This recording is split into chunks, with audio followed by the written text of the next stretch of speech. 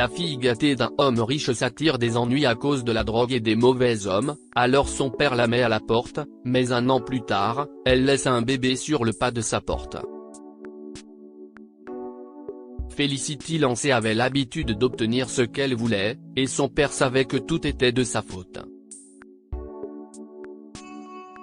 Felicity est son unique enfant, et lorsque sa mère est morte, John Lancey s'est encore plus attaché à sa fille. Ainsi, au fil des ans, le riche John a gâté sa petite Felicity. Elle a eu tout ce qu'elle voulait, des jouets aux vêtements, en passant par les poneys et les chiots, mais rien ne lui a plu très longtemps. Ce que John n'a pas réalisé, c'est que ce n'était pas du tout une phase passagère, et Felicity n'a pas mûri. Cela a empiré. À 15 ans, Felicity fréquentait une bande de voyous, buvait beaucoup et sortait avec des hommes adultes, dont certains sont des personnages peu recommandables. John pensait que Felicity était indisciplinée parce qu'elle avait grandi sans mère. Il pensait qu'elle avait besoin d'aide, alors il l'a emmenée voir un thérapeute. Felicity a suivi une thérapie, mais cela n'a pas semblé lui faire du bien, et quelque temps plus tard, John a remarqué que des objets de valeur disparaissaient de leur maison. Lire aussi, elle donne une leçon de gratitude à sa fille qui a jeté un cadeau à la poubelle puis un jour, Felicity est arrêtée pour vol à l'étalage, et John était horrifié. Le juge se montre compréhensif et ordonna à Felicity d'effectuer des travaux d'intérêt général et de suivre une, plus grande, thérapie. Felicity ne s'est pas améliorée, elle a empiré. Peu de temps après, John a réalisé que sa fille avait commencé à se droguer. Felicity, dit-il doucement, tu sais que je t'aime et que je ferai tout pour toi. J'ai trouvé un endroit en Arizona. Arizona ? S'écrie Felicity d'un air moqueur. Ce temps a fait friser mes cheveux, papa. Oh. Oublie ça. Tu as besoin d'aide, Felicity, dit John. Tu te rapproches de plus en plus du bord et tu es si jeune, si tu n'arrêtes pas, ça deviendra un mode de vie. Qu'est-ce que tu es maintenant ? A crié Felicity. Un psy ? Fais ce que tu fais de mieux, et fais un chèque pour que je puisse avoir ce dont j'ai besoin. John était mortellement pâle. Non, ma chérie, il n'y aura plus d'argent, a-t-il dit. J'ai fait retirer de la maison toutes les œuvres d'art et tous les équipements électroniques que tu pourrais mettre en gage. Tu auras à manger et à boire, mais pas d'argent pour la boisson ou la drogue. Tu ne peux pas me faire ça. Je te déteste, a crié Felicity en essayant de frapper son père. John lui tenait doucement les poignets. Si tu veux vivre dans cette maison, il n'y aura pas d'alcool et pas de drogue, a-t-il expliqué. Si tu ne veux pas de ça, tu peux partir maintenant. Je pars, a crié Felicity. Et tu vas le regretter, vieil homme pathétique. Tu vas le regretter. Et sur ces mots, Felicity est sortie de la vie de John, qui ne l'a plus jamais revu, même si elle lui a laissé un souvenir plus tard. Environ 18 mois après le départ de Felicity, la gouvernante de John est entrée en courant dans son bureau. « Monsieur ? Monsieur Lancey, venez vite !» s'est-elle exclamée. Inquiet, John la suit jusqu'à la porte d'entrée où une chose étonnante l'accueille. Il y avait un panier sur le pas de la porte, et à l'intérieur se trouvait un bébé, un nouveau-né enveloppé dans une couverture d'hôpital. Épinglé à la couverture, il y a un mot, « Papa, si tu ne m'avais pas mise à la porte, je ne serais pas tombée enceinte. » Je ne veux pas de cette gamine, alors prends-la, si tu veux, ou mets-la dans un orphelinat, je m'en fiche.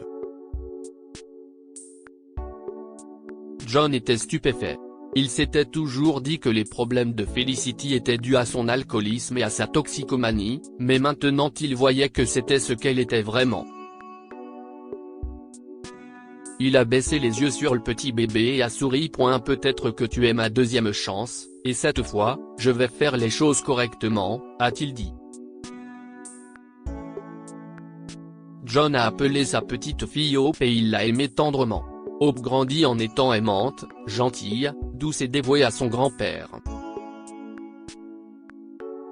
C'était une fille brillante qui a bien réussi à l'école et est allée à l'université, après quoi elle a commencé à travailler avec son grand-père et a rejoint son entreprise en tant que vice-présidente. Malheureusement, John est décédé alors que Hope n'avait que 26 ans. À la lecture de son testament, Hope apprend qu'il lui a laissé tout ce qu'il possédait, son argent, ses propriétés et ses entreprises, et rien à sa mère.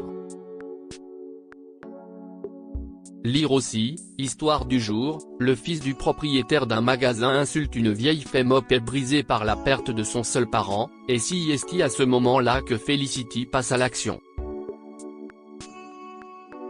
Elle a téléphoné à Hope et a demandé à la voir. « S'il te plaît, dit-elle gentiment, cela fait si longtemps. Je suis sûre d'avoir été assez punie. » « Punie ?» a demandé Hope. « Je ne comprends pas. »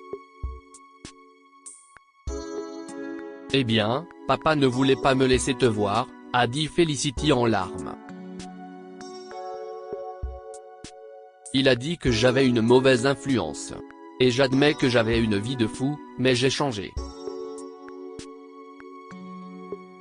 Hésitante, Hope a accepté de rencontrer Felicity le lendemain. Quand elle est rentrée chez elle, elle est entrée dans le bureau de son grand-père et a commencé à parcourir les vieux albums de famille. Elle y voit sa mère quand elle était petite fille. Elle avait l'air si heureuse, et ressemblait beaucoup à Hope. Aurait-elle pu être aussi mauvaise que ça? Son grand-père aimant et gentil avait-il vraiment interdit à Felicity de voir sa fille unique? Cela ne lui ressemblait pas du tout. Puis un bout de papier est tombé d'un des albums. Hope le ramasse, le déplie et lit le mot que Felicity avait laissé épinglé à sa couverture de bébé.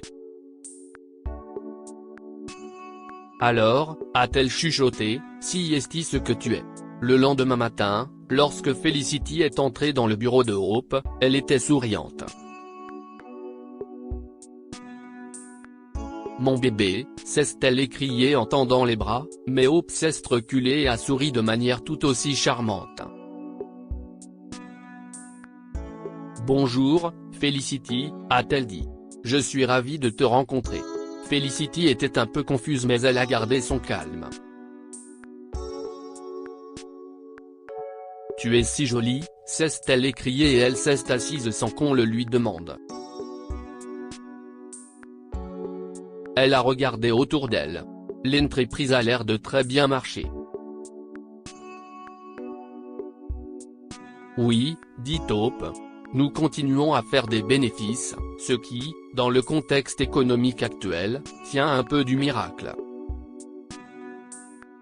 « Oh chérie, soupire Felicity. Ma vie a été dure, je peux te le dire. J'arrive à peine à joindre les deux bouts. » Felicity a tamponné quelques larmes. « J'espère que tu seras gentil avec ta maman. » « Bien sûr, dit Hope froidement. Grand-père m'a tout laissé, mais je pense que tout ceci te revient de droit. » Et elle a tendu une enveloppe à Felicity. Felicity l'a ouverte avec empressement, s'attendant à trouver un chèque généreux à l'intérieur. Au lieu de cela, elle a trouvé une vieille note très pliée. Elle l'a ouverte et a lu « Je ne veux pas de cette gamine, alors emmène-la si tu veux. »